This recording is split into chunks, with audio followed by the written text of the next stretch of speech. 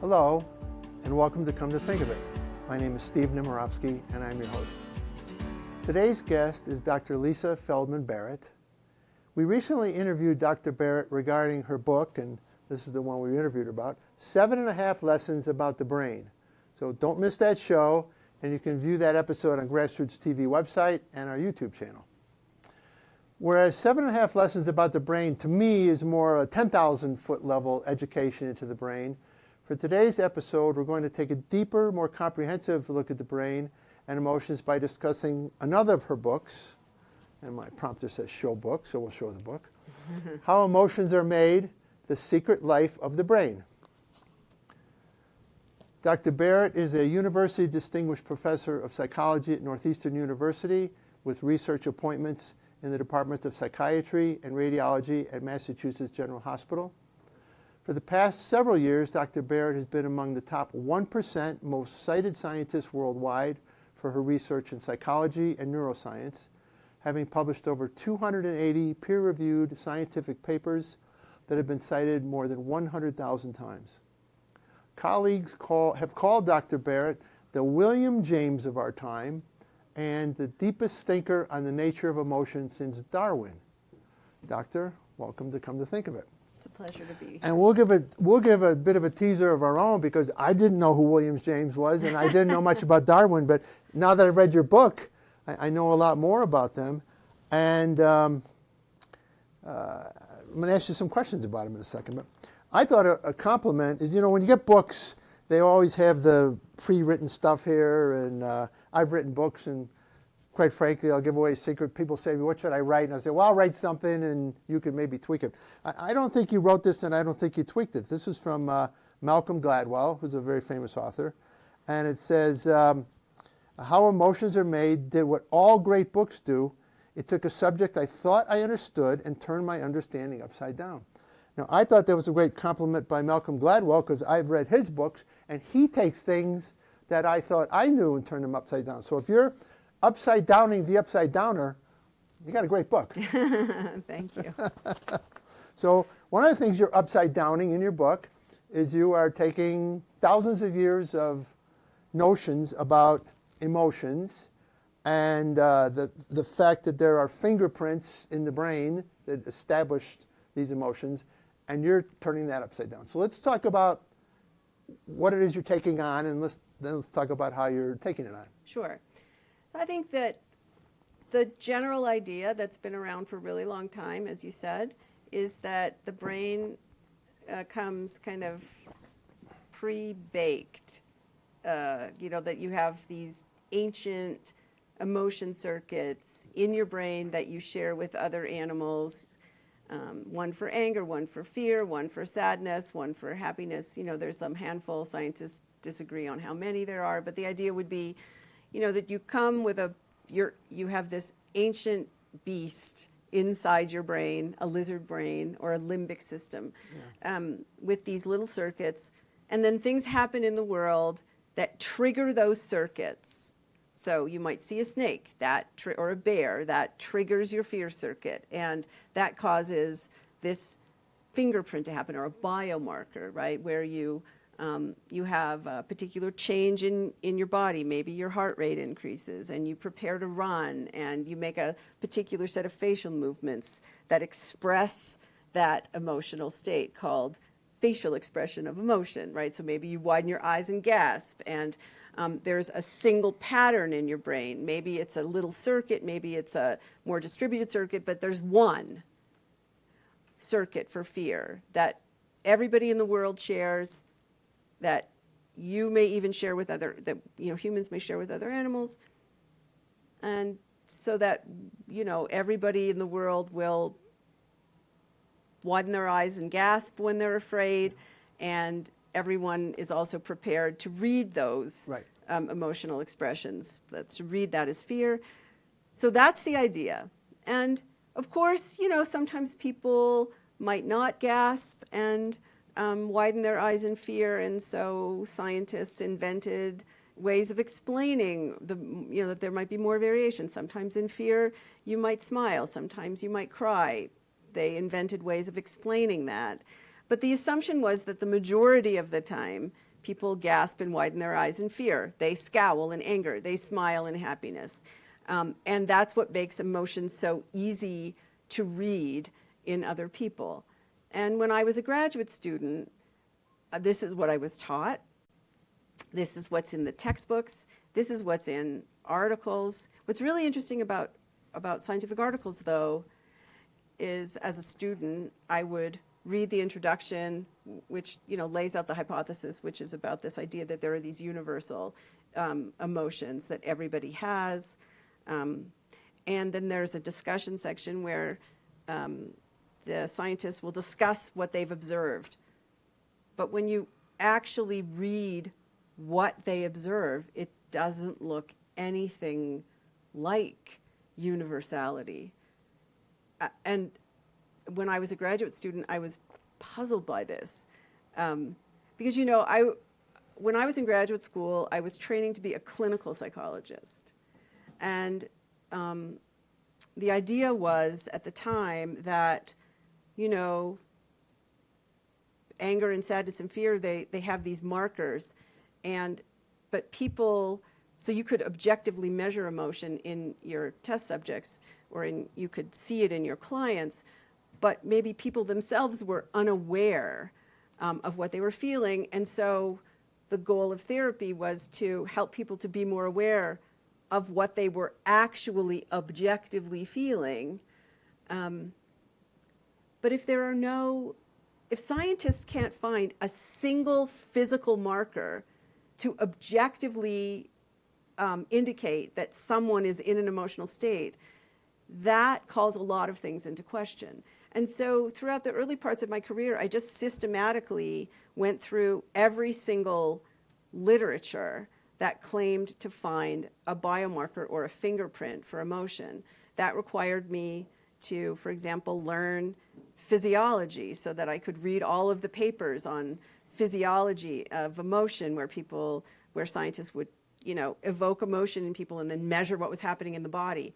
It required me to learn, to be a neuroscientist so that I could read and synthesize the papers where people are in studies where scientists are looking inside the brain to see what's happening in non-human animals and also in humans.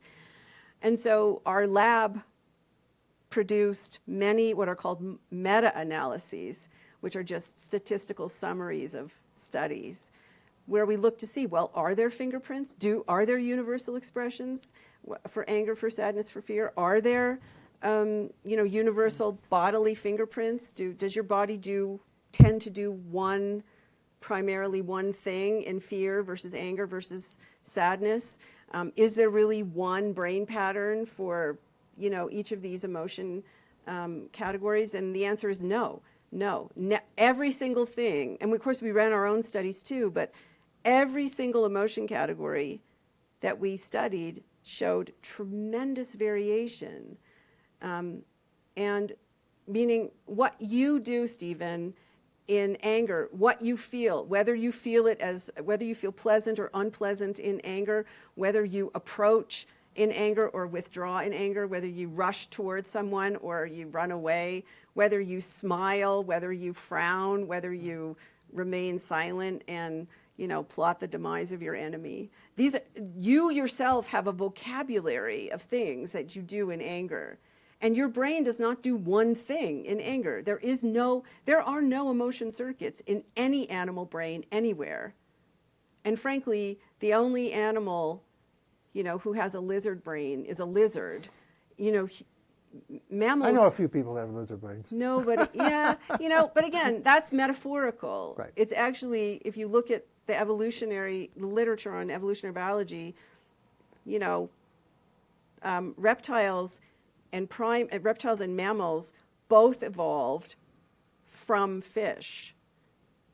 We did not evolve from reptiles. No human has a reptile brain. No lizard brains. No lizard brain. All right, so you've now, not only you, others and even as you explain in your book, if you look back in history, there's some people who were getting there, but they didn't get there at the right time or in the right way. But you now have the theory of constructive emotion, and let's talk about what that does and what it says. Yeah, I will. But I just wanted to finish one more thing to say that what I would say is that what we did in our lab and with our collaborators is we realized that the business problem that scientists were trying to answer was incorrect. They were trying to find these and failing again and again and again. For like 150 years, people have been searching for these fingerprints and not finding them. And instead, what we realized is the business problem is very different than what people thought. The problem that your brain has to deal with is tremendous complexity and variation.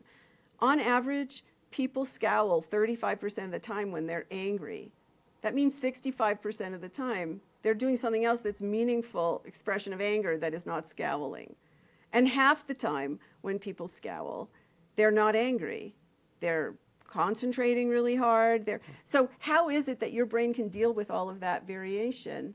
And if we look across cultures, we see even more variation. That is the problem that we set ourselves to try to answer. And that's what the theory of constructed emotion attempts to do. Or, by the way, or as you explained in the book, they might be 180 degrees different. There's parts of the world where when they're in fear, they go to sleep. Yeah, so that's right. a totally opposite of and of actually, and the so-called universal expression for fear, this wide-eyed, gasping face, is actually a display of threat in Melanesia and certain parts of the world. If I want to threaten you, that's the face that I would make. It's not a display of fear. So there are widely varying patterns, or what I would say practices or norms, widely varying across the world. And there are some emotions that exist in some cultures that don't exist in English. And so how emotions are made is really what motivated me to write that book, because I actually swore I would never write a popular science book. I just had no interest in doing it. But the thing that motivated me to write it in the end was that I felt like the public just should know that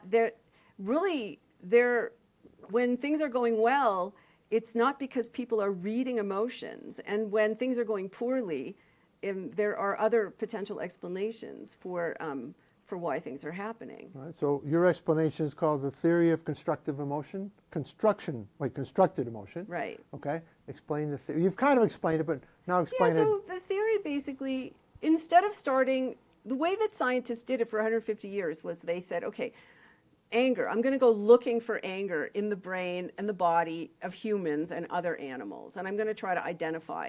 And what we did was we sort of reversed the logic and said, okay, so let's figure out, what do we know about brains? Like, how do they evolve? How are they structured? How do they work? What do we know about the connection between the brain and the body? Like, what do we know about the basic biology? And based on that, how could a brain deal with all of this variation? And so what we came up with was a set of ideas that we then... Who's the bigger we here? Yeah, so I'm like the front man. Okay. I direct a laboratory that now I have I share the direction of that laboratory with two other directors. And we normally have... So it's a team. It's a team. All science is a team. All science is a team. The theory is really an amalgam of, my work, but also work of collaborators, many, many, many collaborators. And also we consume the science of other scientists and also philosophers and so on, other scholars. And we integrate it into a set of ideas that we then test. Got it. And that's the theory of constructed emotion, which basically has a bunch of parts to it. But the most important part when it comes to emotion is that emotions aren't baked into your brain from birth, right? Emotions... Right. There's no fingerprints. There are no fingerprints, right? Your brain makes emotions on the fly as you need them, and it's doing so in a way that is tailoring the instance of emotion to the situation and your goals in the situation. And even if your brain creates an emotion this instant, I have an emotion, I'm having fun with this interview, that keeps changing too. Yes, absolutely. And So it's not stored that way. no. It gets recreated. So I may be having fun with you in 5 more minutes from now, but it's a different reaction to a different set of Exactly. circumstances that Yeah. were built for that 5 minutes. Exactly. And this is really, really important, I think, because, this isn't just how emotions are made. This is really how your brain works in every moment of your entire life. That nothing is stored in your brain. Your brain is not a storage unit. It is manifesting or constructing or reassembling patterns of signals that produce your actions and your lived experience. And a given action, like here, I'm going to grab this cup and lift it up. Now I'm going to do it again. The neurons that directed that on those 2 times were not the same in my brain. There are many studies which show this. Even though the actual action on the surface looks identical, actually under the hood, the neural control is different. Sometimes it's subtly different, sometimes it's very different. This is a concept called multiple realizability or degeneracy. It's a terrible name, but it just means more than one way to skin a cat. Okay. And all That's a scientific term, more than one way to skin a cat. Exactly. And all biological systems show degeneracy. Your immune system works the way it does because it's highly degenerate, meaning if you're exposed to a pathogen like a virus, your immune system will make antibodies for that virus, but that will also work on other viruses. And it doesn't make one antibody for the virus, it will make multiple that will do the same job, right? Every sensory system that you have works this way. There's this it's not redundancy, it's degeneracy, meaning there's more than one causal pathway that produces the same outcome. By the way, you have a lot of definitions in your book. I had a lot of trouble with degeneracy because it has a negative connotation for That's me what I'm saying. It's a terrible, when I start with it. It's a terrible, terrible word, and a lot of problems that we have in science, I think, come from the fact that the colloquial meaning of a word is not the scientific meaning of the word. Or when you're using a word as a metaphor, that's not the same meaning as when you are using it scientifically. And we could have a whole conversation about, the kinds of havoc that wreaks and misunderstandings that causes. Well, again, in my brain, I have whatever's stored in there. Well, there's nothing stored, but I have the history of what's in my brain, and I see a word, and I need to learn that word, but I may not be able to learn it the way I have to learn it because I have to overcome some other things that are already there, right? Yeah, exactly. And I think, I'll just say one other thing, though, about the complexity of how emotions are made. I don't personally see it as a complex book because things are just so much more complex, actually, than I wrote in that book. But what I would say is the following, that, Malcolm Gladwell once told me that a great science writer knows what to leave out. Okay. And so if reality is complex, if this is full complexity and this is full simplicity, science is here, and really good science writing is about here. And self-help books are over here. A lot of popular science writing, though, I think is here, meaning there's too much simplification. I think it would have been possible to write a book about emotion that was half the size of how emotions are made, although people would have complained. I mean, people complained about, I wrote 7.5 lessons about the brain deliberately as a set of little essays to be light, that, that each essay captures a pretty heavy topic, but in a manner, I think, that is light and humorous and leaves people thinking at the end. That was the goal, and I think I largely succeeded, but people complained that there wasn't enough detail in it. No, I understand, but it was for the right book at the right time, and if people watch the other show, they're going to learn what it was about. But I right? guess my point was not to my point was to say sometimes it does take a minute, like when you're reading something that you've never read before, and it has all these concepts that you have to learn. And I think sometimes you just have to do it. Well, as long as I'm not one of your students, I don't have to take the test. One thing that's implied in here, and I'm learning as I'm doing more reading on other topics, is that there's so many exciting things going on in science that never existed before. Yeah. And I think one of the suggestions you have is that as a neuroscientist, you have some tools, and your team has tools that might be within the last 5 years or 10 years that allowed some of this to also happen. What are some of these tools, and whether they're AI-based, or what's going on in science right now that allowed this to happen, at this time? Yeah, so there are a number of tools. So I think that, no tool, there's a lot being said now about AI and machine learning and so on. And, tools are tools. You can do great things with tools. You can do shitty things with tools, okay? So you can use That's a tool. That's a scientific term. That is, yeah. It's scientific. You can do things well and you can do things poorly. And so one thing, though, that we have the capacity to do now that we didn't before really was to observe people in their everyday lives and measure what's happening with them, in them, what their experience is online in the moment. They're wearing an Apple Watch or they're whatever they're doing. Yeah, so Apple Watches are okay for that kind of thing, but sure. I mean, we actually use a little more sophisticated signal capture than an Apple Watch. I mean, I'll just tell you. But the same thought the that same you can principle. wear things now or right. whatever you could right. do. So here's an example. We have this technique that we invented called biologically triggered experience sampling. So in my lab, we helped innovate something called experience sampling or ecological momentary sampling. This was 20-something years ago, where we would prompt people with a little beep randomly throughout the day, and we could record something about their physiology, and they could report how they felt. And they did it on a little Hewlett-Packard handheld computer. The computers were like $1,000 a piece, and they were like these little handheld things. It was very, very innovative. This was like 25 years ago, right?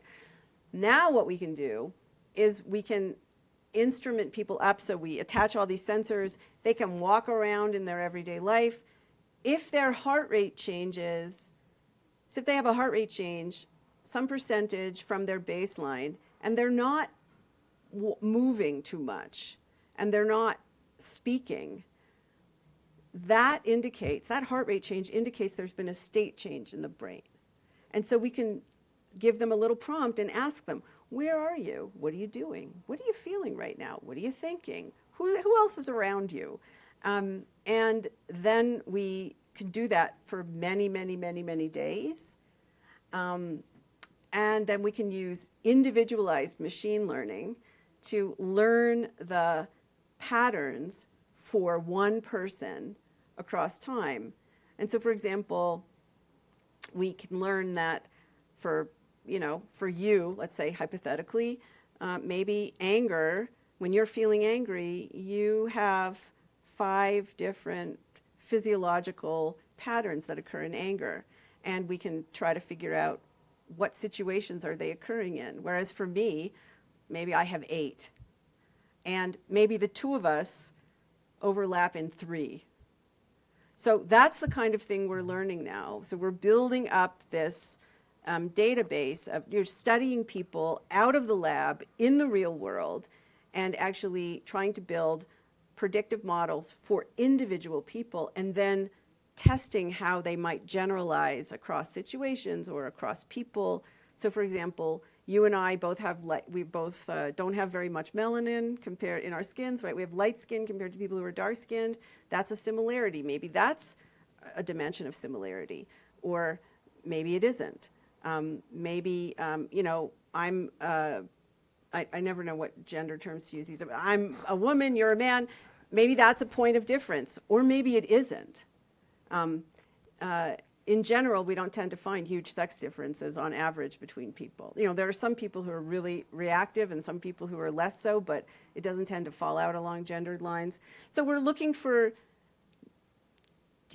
patterns of each person has like reliable patterns in their physiology, in their face, in their experience then we look to see, well, what predicts whether one of those patterns will generalize across some group of people. That's something that wasn't possible even 10 years ago, because the AI tools weren't the machine learning tools just weren't available at that time, whereas they are now, and we've helped to innovate some of them. We've helped to develop some tools and techniques. So now, for example, we're in the process of developing a vest. So if we want to get cardiovascular signals that are really good, like hospital grade signals, right, that will allow us to do really precise measurements, we're not going to get it with, a watch or a ring. But we're now working with an engineering team to build a vest that you could wear lightweight underneath your clothes, where we could get a host of signals. And I also would say that the other thing that's really cool about all of this is people are super excited to do this, right? I mean, I think if I would imagine that if somebody asked me, listen, can I measure can I measure you for 25 days continuously, capturing your signals, asking you how you feel and what you're thinking, and I would, I might be concerned about my privacy, but we're really careful with people and we're really careful with their privacy, and ultimately it's their data, and in the end they can decide to let us have it or not. And people are really, we've just had really good response from the community that where we're sampling people from. They're just really happy to help. So we get this great new technology and get all this information we couldn't have before. Let me ask you this. You put this theory out. I know the team theory, and you actually explained in the book. Some other people may have started to get there in the past. What kind of pushback have you had against this? And have you we were talking about sports before. Have you won? Did people accept this now, or are you still getting a lot of pushback that no, there are fingerprints, or no? Where's that coming out?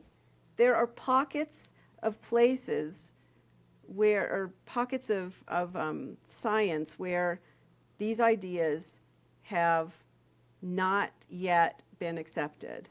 And in my more cynical moments,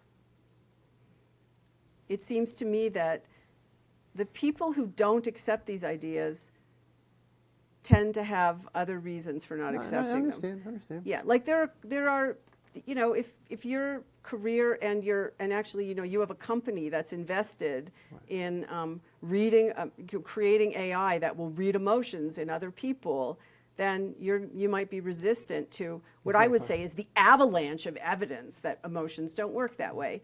But largely, I've been pretty happy on the broad scale. I've been pretty happy with the response. And all right, well, I'm pretty happy with the response to all my questions so far, but I now realize we're halfway into the show and I haven't talked about the book yet. So if it's okay with you, we'll take a quick break and come back and then jump right in here. So we're going to do a quick few infomercials of importance to the community, and we're going to come right back. Thank you.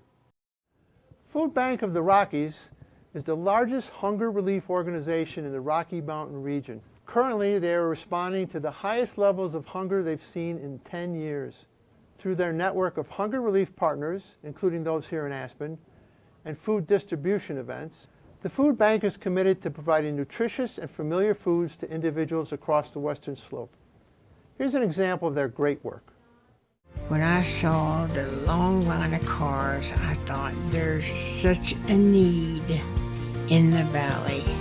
What it feels like when you don't have food is that you've let your family down. I'm Sherry Lee. I'm 62 years old and I live in Grand Junction, Colorado.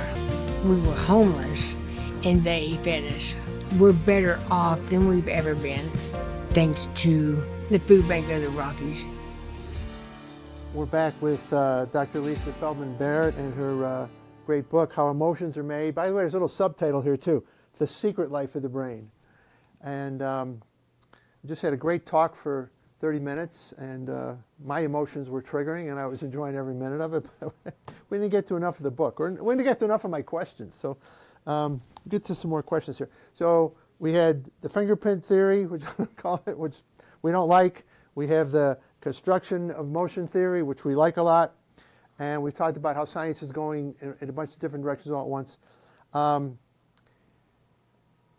going to think out loud here, and I'm probably wrong in my own theories. Seems to me that a lot of approaches to dealing with psychology and people that have emotional issues and mental health, we talk about it in our society all the time, the problems with mental health. How have your theories changed the way we approach solutions to, you categorize it any way you want, all of mental health or just some certain aspects of treatments, and you were trained as a psychologist. I'm just suspecting that you have either you already have or you should have did some of the treatment models and turned them on their head, and if so, how's that playing out? Sure. So I would say, first of all, what I want to say is that the word theory is an interesting word. When you have a theory, Steven, what you're saying is, well, I have ideas about how things work.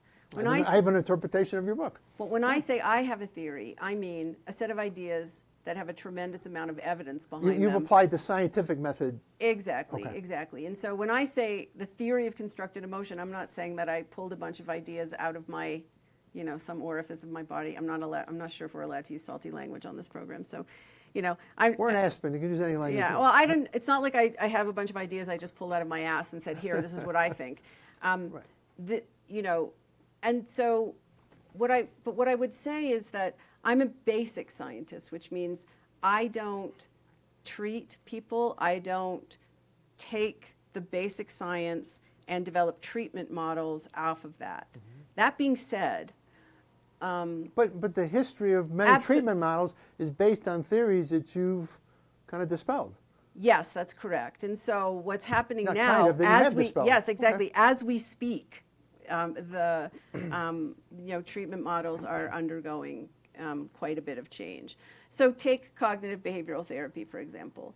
I was trained actually in cognitive behavioral therapy. I was trained in psychodynamic Okay, and dumb that down for me. What does that mean? Cognitive behavioral therapy is a type of psychotherapy that is used to treat depression, anxiety. Okay, and you talk about those in your book. So okay. the treatments work for some people some of the time. The explanations that exist for why they work are incorrect. And so it's important to have the correct understanding of why they work, or maybe not the correct, but a better understanding of why they work, how they work, so that clinicians can make better decisions about when to use them and when not to use them. But like one thing that comes out of the book directly would be an idea that, when scientists do a clinical trial to see if a treatment works, they want it to work for as many people as possible on average, and they'll take some kind of average and compare it against chance. That's really not a good way of doing science. No average reflects what will happen in any individual person. So the fact that a treatment might work, for example, for some people some of the time is actually perfectly fine. You just have to understand who those people are and when it works, so that you can make a really good decision about, is this the treatment method? So cognitive behavioral therapy works for some people some of the time. It's not going to work for all people, and it might not work for a given person all the time. If you understand what's happening under the hood, then you can make better decisions. I think the one piece of this, which is probably the most revolutionary for treatment, well, maybe two pieces of this. Okay. One is that the brain is predictive. It's not reactive. We don't react. And that's a fascinating concept. Yeah. Yes. But for example, we feel like we're triggered by things. Even I use the word trigger sometimes, but there are no triggers. That is not how things work. We're not being triggered by things in the world. The brain is predictive, and it's predictive in a way that is guided by what's happening in the body and what's happening in the world. And if you understand that, there are different kinds of treatment methods that you can use to try to change your emotional life and improve your well-being over the long run. Even what it means to have control. So our idea of having control is that in the moment I have to inhibit something I want, right? Like there's that second piece of chocolate cake. I have to stop myself from eating that second piece of chocolate cake. I have to. Yeah, I haven't done that ever. Chocolate cake I can do it with, but bread, like really good bread. Really then good I bread. have, No yeah, way. that's with the best olive oil. I mean, come on. I know, seriously. Little Parmesan cheese. Yeah, but it turns out control doesn't usually work that way. There are things that you can do before the heat of the moment to make it easier for you to have control in the heat of the moment. So that the idea that you can train your brain or create a context that makes it easier for you to behave the way that you want, to get the outcomes you want, that's that's a whole different way of thinking about self-control or emotion regulation than, well, I just have to, inhibit my urge to punch somebody in the face, or I have to inhibit that urge to cry or run away, or I'm not saying that never happens, but it happens much more rarely when you realize that your brain is predicting. And also, sorry to interrupt, also, since in your book, in both books here, the brain's always predictive, and there's really no stored memories. If you're dealing with anxiety or depression or something, and your brain is the manager of your whole body complex, I would also think that one of the outgrowths of what you're getting at here, and I think you imply in the book, is you cannot just see a psychologist or psychiatrist and have them try and focus on the mind. They have to focus on the human biome. They have to focus on a lot of other factors that are scientific and health related, because they're all part of the bigger puzzle. The puzzle wasn't just this fingerprint. It's being driven by all these simultaneous equations, and if you don't know all the parts of the simultaneous equations, you can't solve the problem. Exactly. And I would say you don't even have to know all of them, but you could just focus on some, right? So we have to stop asking questions about the cause, as if there is one cause. Right. One fingerprint. Or one fingerprint. Right. A fingerprint is a stereotype. I mean, does your heart race in fear? Yeah, sometimes. Do you scowl in anger? Sure, sometimes. Right. But even not most of the time. And that is meaningful variance, which is, things vary, and they don't vary randomly. They vary. What you do varies on a situation by situation basis. And some of that situation is in you. From your brain's perspective, your body is a context. The way I like to think about it is your brain is trapped in a dark, silent box called your skull. Okay? It's receiving signals through the sensory surfaces of your body, your retina, your cochlea, you have receptors in your nose, on your skin, inside your body. And those receptors are sending signals that inform the brain about the conditions of the body and the world. But the signals are the outcomes of stuff that's happening. The brain only gets the outcome. It doesn't know the cause.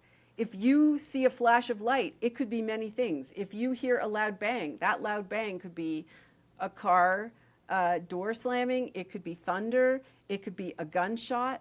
What you have to do with that to keep yourself alive and well in the face of that loud bang would differ depending on what it means. The brain doesn't know what it means. This is what we call an inverse problem. The brain doesn't know the meaning of the signals. It has to guess at the meaning of the signals, and those guesses are your past experience, which we call memories. Your brain reinstates signal patterns from the past that are similar to the present as a way of guessing at what and while it's guessing, it's constantly adjusting. Guessing and constantly adjusting. And so I think, if you don't understand, if you think that the cause of your distress or bad decisions you don't like or behaviors you'd like to change, that there's a single cause or that you could just target, like sleep better, or pick one or two things, you're wrong. You're not going to be effective in changing, because the way that cause works is like a lot of little nudges that add up to a big shove in a particular direction. So you really have to pay attention to a lot of little things when you're architecting your life to live a different way, to feel a different way. I think that's one big piece of it. The other big piece of it is that your brain's main job is regulating your body and your mood, how you feel, whether you feel pleasant or unpleasant, if you feel worked up, whether you feel calm, feeling comfortable, feeling uncomfortable. These aren't emotions, these are simple feelings that are like summaries of your metabolism. When your brain is regulating your body in a reasonably metabolically efficient way, you feel pretty good. And if there's some disruption, you're going to feel distress or fatigue. And so you can think about your mood, which is with you all the time. They're like features of consciousness, your mood, whether you're worked up or calm and so on. This is not emotion. Sometimes your brain turns these episodes into emotion, but mood is with you always. And mood is a barometer for your energetic state. And if you understand that, you can use it as a clue to try to figure out what you should be doing. But sometimes you're feeling miserable about something, not because something is wrong in your life, but just because you're doing something really hard. And it's really expensive, metabolically speaking. Metabolically speaking. And Yeah. you do talk about in your book, and I'm not going to have time to dwell on today, like the budgeting your brain has to do all Yeah. the time with the resources it has. But I'm going to flip this in a new way for you, and you don't cover this in the book. I started thinking about your theories and whether or not your theories should be disrupting our educational system. Well, there are some people who think so. So I mean, a small example is I went to law school, and that was the one time in my entire educational experience where my brain was supposed to be taught to look at both sides of something, and to maybe get to the middle or maybe not get to the middle, but at least look outside just a fact and get to somewhere. And we don't do that in our educational system. It seems to me your theory would back up the fact that everybody should get what's the equivalent of law school training somewhere along the line, so that we don't get siloed and we don't get caught in limited scenarios. Oh, absolutely, absolutely. And I think, the ideals of a liberal education are like what you're describing law school is like. Sometimes as educators, we ask students deliberately to take a position just for the sake of education that they don't agree with, right? We're supposed to do that, and that's uncomfortable. And as educators, we're supposed to be helping support the body budgets of our students, right? Help students to do it. So I think sometimes it's necessary and important to deeply consider points of view that not only that you disagree with, that you might find really offensive, because that creates more flexibility in your ability to plan and act. Well, our educational system's clearly failing, and I've done some shows on that. But I've specifically done some shows on literacy, and I want to get even to a more granular level here. Seems to me we should be taking your theories and trying to figure out how to use them to teach kids to read, because we are not teaching kids how to read. The theories for teaching kids how to read have been proven to be, I believe they've been proven to be horrible, okay? How could you see taking these new lessons we've learned from your book, not just on emotions, but in applying it to teaching? Can we teach people to read better? I think so. So I would say the theory of constructed emotion isn't really just a theory of emotion. It's a particular theory of how the brain works in conversation with the body to create a mind. And in the case of the book, it's applied to emotion. It's applied to understanding the nature of emotion. I think that I'm not an expert in literacy and reading, but from what I do know, I would say a couple of things. One is that there's no one right way to teach a child to read. Some kids are going to learn one way and some kids are going to learn another way. And so the idea would be to find a way that fits the child's way of learning. But almost all of them should take into account the fact that the brain is predictive. And so that can mean different things for different people. For some kids, it may mean reading to them out loud. Well, first of all, always reading to your children out loud is a really good idea. And almost all of the evidence suggests that the more words a child knows, the better the child will do, not just in school, but also in self-regulation. And there's a really good reason for that, which I discuss a little bit in How Emotions Are Made, but it's... Oh, no, you do. You have a chapter where words is important. Yeah, but it's also discussed in the other book, 7.5 Lessons About the Brain, that words are invitation to learn concepts and categories, and they're invitations to learn flexible ways of predicting. It gives your brain more flexibility. The more words you know, the more concepts you know, the more flexible your brain is at coming up with action plans to predict.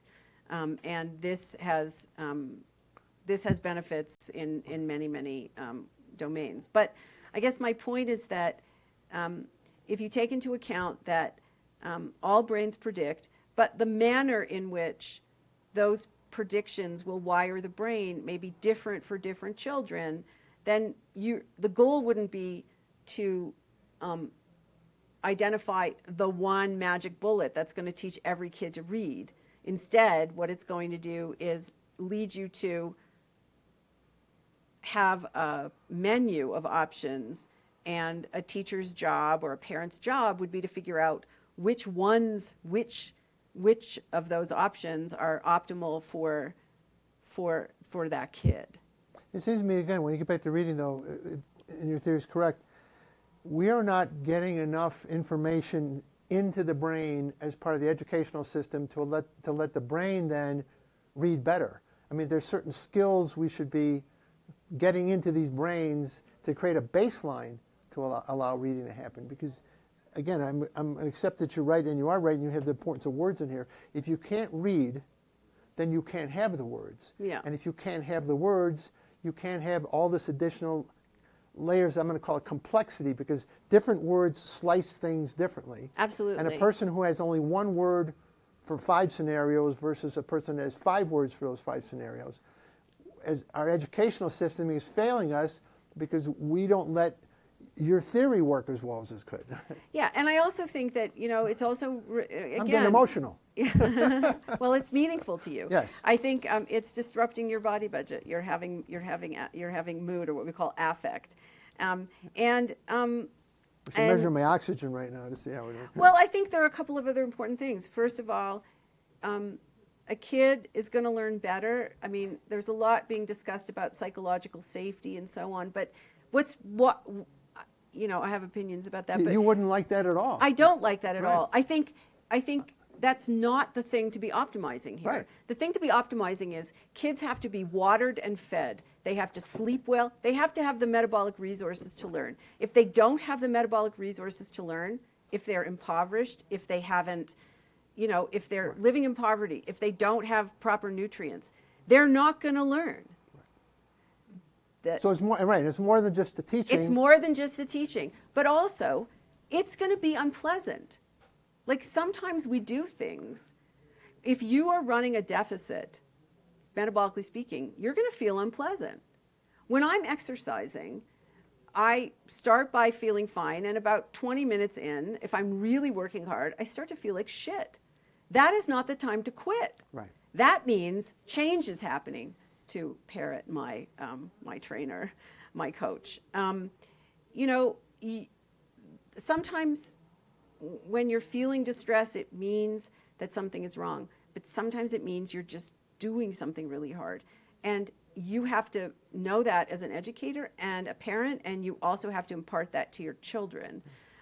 So I think, again, there are lots of pieces to the puzzle of how do we architect a context, broadly speaking, for kids to learn. It's not just about sitting them down with a book or reading to them. I mean, that's important, but and also having them listen to a book on tape is not the same as a human reading to the child, right? So there's really good research to show that, especially for second language learners, that is where the research is, a lot of the research I know about. Having a human talk to a child in another language is not the same as putting on a video or having the child listen, to a second language. They're not going to, every brain makes decisions about which signals are important and which are noise and can be, ignored, because it's expensive metabolically to take in new signals, to learn them, and be able to reinstate them later. And as you teach her, your brain is constantly in motion, is constantly perceiving, and is constantly learning from its mistakes and then making adjustments. And I want to get back to the educational aspect of this. We're not, my perspective, we don't let kids fail enough, because I think you learn more from failure than you do from success. And when you have all these safe zones and everything's okay stuff, absolutely. Your brain can't learn because it's not getting enough tools. Yeah, absolutely. I mean, actually, your brain predicts. And any signals your brain doesn't predict, or the absence of signals it expects, is called prediction error. Right. So prediction errors are learning signals. Actually, that's what learning is. It's prediction error. That's the fancy name for, taking in prediction error and adjusting. It's called learning. I think the important thing to understand, though, is that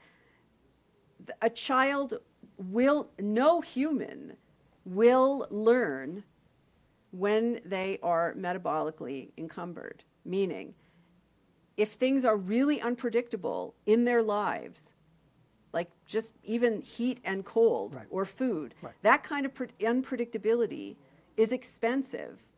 It drains a body budget, and it makes it really hard. Your body has to budget to the wrong places. Yes, and then exactly. It doesn't have anything left for the right places. That's exactly the metaphor. And so, again, on the one hand, yes, psychological safety in the moment is not always optimal. Sometimes, you want to be physically safe, and you want to be physically... That was the 5 minutes thing, though. Okay. You want to be physically safe, and the child shouldn't be experiencing so much distress that they can't focus. But some distress is okay. It's, on the other hand, all of the things, their sense of psychological comfort in the moment is not what we should be optimizing. What we should be optimizing is their physical safety and their nutrition and their ability to get sleep and all of these things. We live in a country where food and shelter are not considered human rights. And you can have whatever political view you want, but the fact is, those little brains are human capital for the next generation. Right. If you're a business owner and you care about, being competitive in the world market, would you squander your capital? No, you would make good investments. So no matter what your politics are, if you could just do this for completely pragmatic reasons.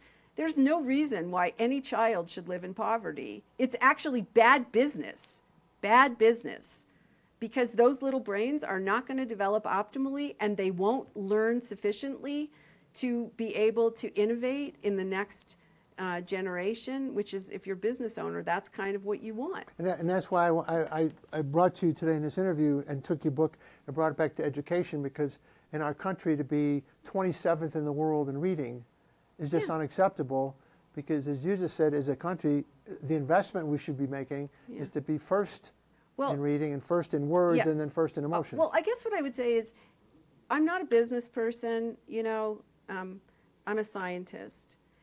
But I would say, regardless of my personal, moral, political beliefs, it's just stupid to squander your potential resources. I mean, it makes absolutely no sense. And so this whole conversation about, are you feeling comfortable, is not the conversation that we should be having. We should be having a conversation about optimal environments, optimal contexts that allow people kids to grapple with hard shit, which will make them, you could say it would make them better citizens. It might make them better, family members or friends. It will make them more innovative. It gives them the capacity to do that in the end. Mm-hmm. And so as a scientist, I just shake my head like it. Right. And you do talk in the book about times when you and your husband were able to take the lessons of your science, and as your daughter was growing, apply your science to life lessons that you either wanted to teach her quickly, like how to fall asleep or whatever it was, or longer term lessons. And I'm just suggesting people should be taking these lessons Absolutely. And applying them more broadly. And I will say, I mean, there are several, Montessori associations that are really interested in this work, and there are a lot of teachers, a lot of social workers, a lot of occupational therapists. There are a lot of people who are helping other people to continue learning throughout their lives, who are really interested in this, in these, I want to say ideas, but it's ideas plus all the evidence behind them. And we don't have time for this, and it's time for a whole other show. I'm guessing one of the things that just makes you cringe, particularly for a younger people that have to be molded, and you talk about, if there could be food deprivation or poverty, whatever, that the world they're living in with the instantaneous cell phone and the algorithms that are pushing their brains to certain places, this just must keep you up at night. It really does, but what also keeps me up at night is, this idea that that there's a single cause, for an anxious generation or what have you. I mean, basically, when your brain doesn't predict well for whatever reason, there's an increase in arousal that is related to a set of chemicals that will make you feel jittery and uncomfortable. And the go-to way of making sense of that is anxiety. But it could just be uncertainty. If somebody walks up to you and says, "Hey, bitch," are you saying hi, friend? Or are you saying, that's uncertainty. Uncertainty is expensive. And if you just look at our world that we've created for ourselves, it's just full of uncertainty. So, COVID didn't help matters. So I think a lot of the things that we attribute to anxiety and depression, I would say anxiety and depression are not causes of things. They are signs that brains are not predicting well and that they are metabolically encumbered. And all of the psychological symptoms that result from that are the result of another set of underlying problems that really are the things that deserve our attention. And I think that comes directly from the work that's discussed in that book. Well, it's a great place to end. And again, the book is How Emotions Are Made, The Secret Life of the Brain. You've been a great guest, and you've been a great audience. I've got a producer here who's got a lot of anxiety right now because he says we only have a few seconds left. So he has uncertainty. He has uncertainty. We're going to close with that. Again, please read the book. We've now got 2 great shows with Dr. Barrett, and a lot to be learned here. We look forward to seeing you again on another episode of Come to Think of It. Thank you.